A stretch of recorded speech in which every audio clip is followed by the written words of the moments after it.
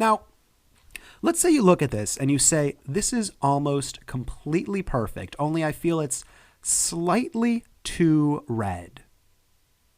I feel it's just a little bit too red. Now, the way to adjust that is to go to this drop down right here, and you could affect how red it is, how green it is, and how blue it is. So I'm going to go to red, and see this little point in the center right there? Of course you do. You're looking at it. If I were to drag it down just a little bit, so you move these up and down, you don't move them left and right, never do that. You move these up and down. If I move this down just a little bit, I can make it a little bit less red, or I can move it down a lot and make it a lot less red. So let me undo that. And in fact, let me go into each of these and just kind of play with it a little bit. Make it a little bit less green, a little bit more green. Go in here, make it a little bit more yellow, a little bit more blue. All right, there we go. Now, something to note about these three drop downs, and then we'll go back to fixing other pictures and we'll make it good. And you'll be like, yay, color correcting, how much fun I'm having. I assume that's how you talk. Something you should note is if you make something more red, you're actually making it less cyan. So let me undo that. So in other words, if I drag it this way, I'm actually making it more cyan. If you make something more green, you are actually making it less purple. And if you make something less green, you are making it more purple. And as one last thing, if you make something more blue, you are actually making it less yellow. What in the world are you talking about, Jeremy, is probably what you're asking yourself right now. So let's go back to our handy-dandy color chart. File, open recent. One nifty thing about the color wheel right here is you can see this taking place. If you make something less red, it becomes more green. If you make something less purple, it becomes more yellow. Less orange, it becomes more cyan. You can see it happening right there. Or actually, let me show you an example that you can actually pull up right here. So I'm going to go into color balance. Here we go. And you can see the chart right here. In order to make it less red, you need to make it more cyan. In order to make it less green, you need to make it more purple. Now, why is this? Can't you just take out the red is probably what you're asking. But if I were to just take out the red, here's what would happen. So let me actually go into something that I haven't shown you yet. And I'll show you this a little bit better later when it's a little bit more relevant. So don't worry about how I'm doing this. But if I were to just take out the red, this is what would happen.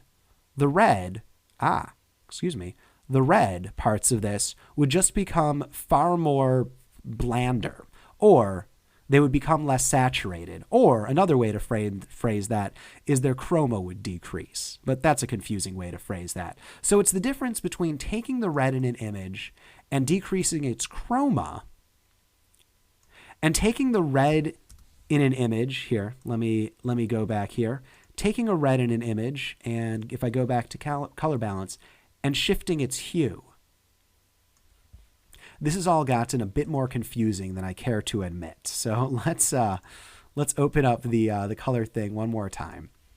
When you're shifting around color, you can shift it so the red goes from a very high chroma to a very low chroma, so it gets more saturated or less saturated, or you can put in red's place its complementary color. And if you put the complementary color, and let me actually be a little bit more specific here. If you put the complementary hue in the place of where that red is, it makes it less red. It shifts the hue to blue. I hope this is making some semblance of sense right here. Let me actually show you exactly what I mean. Let's say you had a black and white image. Here we go. It's a black and white image. Why not? If you wanted to make this image more white, you would have to make it less black. If you want to make an image less black, you need to make it more white. I think I just said that the opposite. If you want to make it more black, you need to make it less white. Color works in exactly the same way.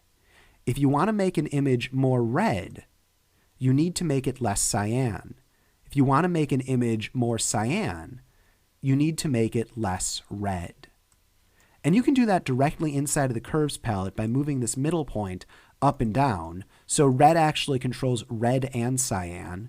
Green actually controls green and purple. And blue actually controls blue and yellow. If you move it up, it becomes more. If you move it down, it becomes more of the complementary color. Now, how do you remember those? There's an easy way. Red, green, blue is one of them. And then have you ever heard the phrase CMYK?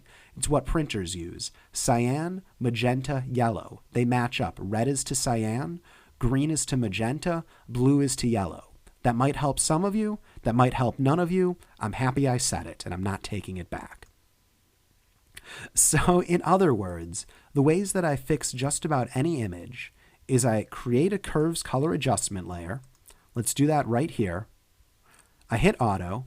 I say, oh no, that's not the auto I want. That's gross. I go to auto options, go enhance per channel contrast. And if that's good enough, I say, okay, that was good enough. If that's not good enough, so let's go to something like this. I go to curves. I hit auto. I say icky gross gross from the default options.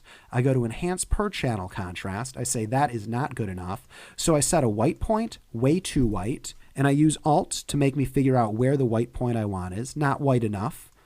Not white enough. Never mind.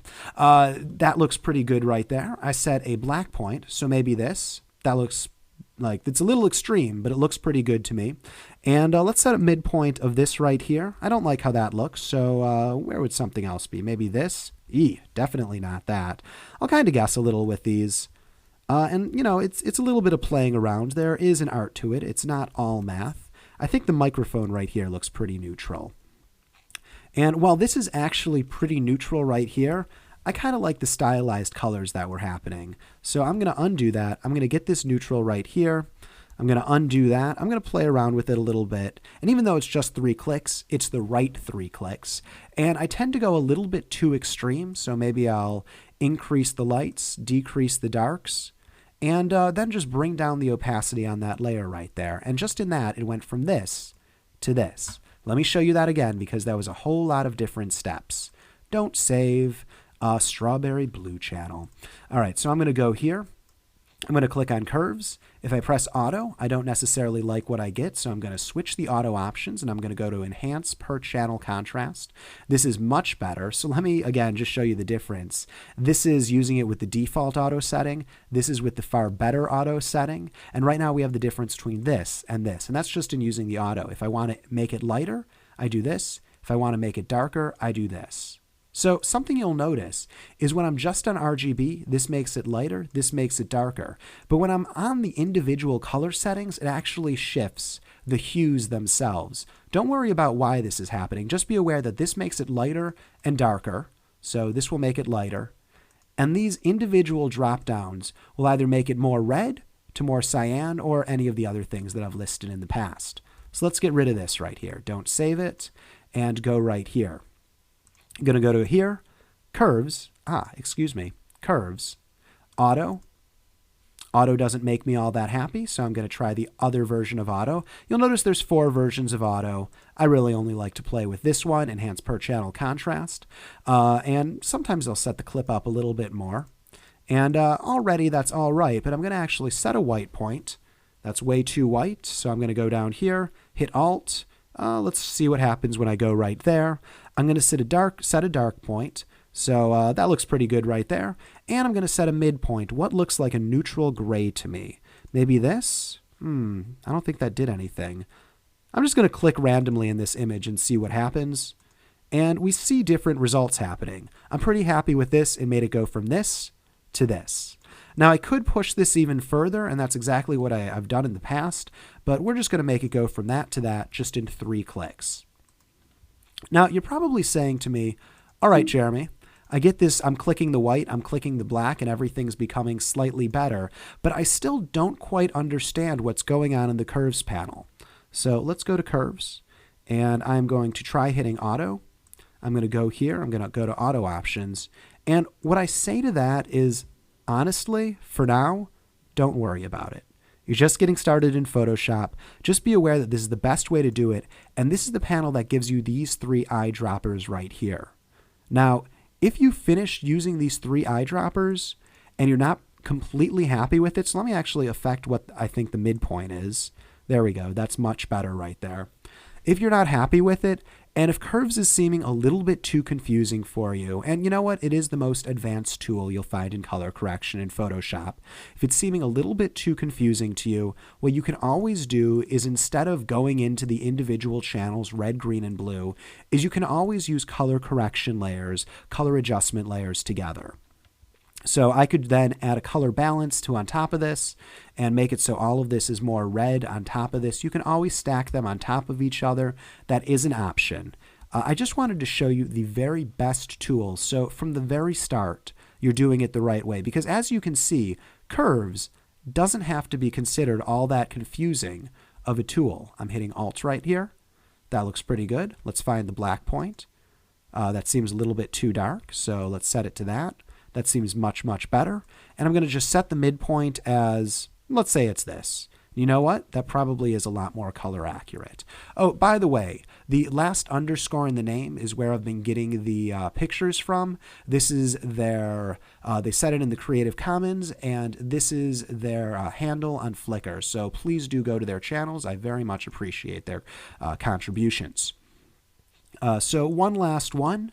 And then what I'm going to do in the next video is show how you can do something such as change the color of a t-shirt inside of an image. So I'm just going to go to Auto. I'm going to set the white point. I'm going to set the black point. You know what? Those all look good. Let's just set a neutral gray point. There we go. A single click. Get it going from that to that. I'm pretty happy with that. All right. In the next video, I'll show you how to change the color of a person's t-shirt inside of an image.